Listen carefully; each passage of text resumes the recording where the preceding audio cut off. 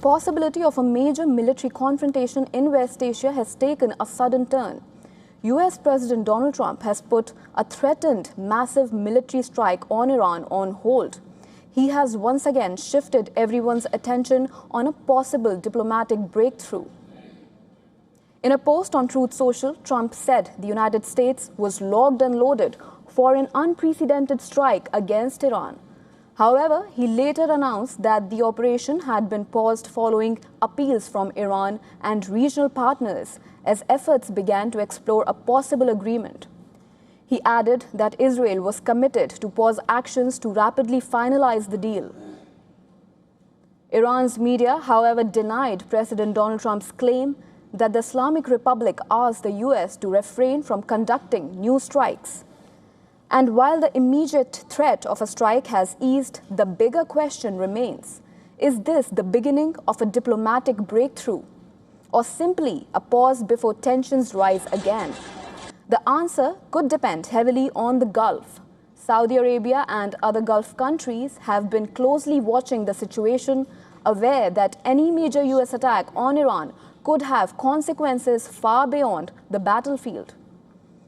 According to an Axios report, Saudi Crown Prince Mohammed bin Salman spoke with Trump and expressed concerns over the impact of large-scale strikes on Iran.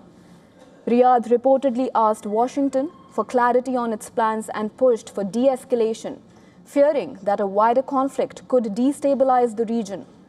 For Gulf countries, the situation is complicated. They have long-standing security partnerships with the United States and share concerns over Iran's regional activities. However, they also understand that any conflict involving Iran and the US would not remain confined to the two countries. For the past few months, the US has been carrying out attacks on Iran, while Tehran has responded with strikes in the Gulf region. Gulf countries now fear that Iran could expand its targets beyond US military bases and potentially strike critical regional infrastructure. Iran has made it clear that it would not simply absorb any attack. Iranian Foreign Minister Abbas Araghchi has warned that Tehran is fully prepared to respond to any US or allied aggression. He said Iran would use all means necessary and repeated Tehran's warning that any attack on Iranian infrastructure would bring an eye for an eye response. Tehran has also warned Gulf countries that any participation in military action against Iran would have consequences.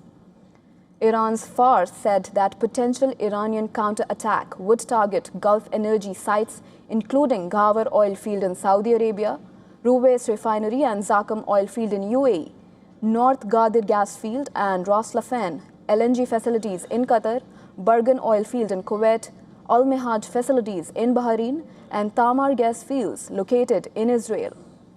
That brings the region to a difficult question. Is this turning into Iran versus the Arab world? For now, it does not appear that Gulf countries are looking for a direct confrontation with Tehran. In fact, their recent actions suggest the opposite.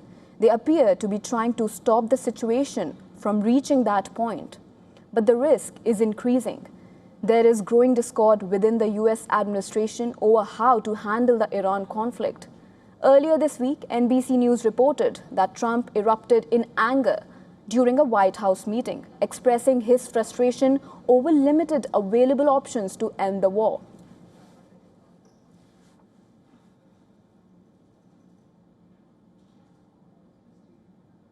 Earlier, we spoke to Chris Doyle. He's the director and current lead spokesperson for Council for Arab-British Understanding. Listen in to what he had to say. Arabia definitely is in a bind. It doesn't want to be taken for granted. It doesn't want the assumption going out that it's a soft target, that there will be no response. So hence we have seen Saudi Arabia taking action against the Houthis in Yemen recently, but also in Iraq.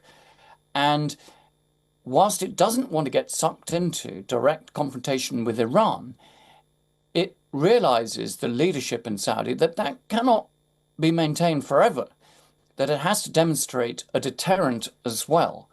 The trouble is, Saudi Arabia can't defend all its oil fields, all its pipelines, all its essential critical infrastructure from a Iranian drone and missile attack. It's simply not possible. And that is really the crux of the issue. It's in the Saudi interest to get the Strait of Hormuz open, to get the end of this war. That would be the best outcome for it.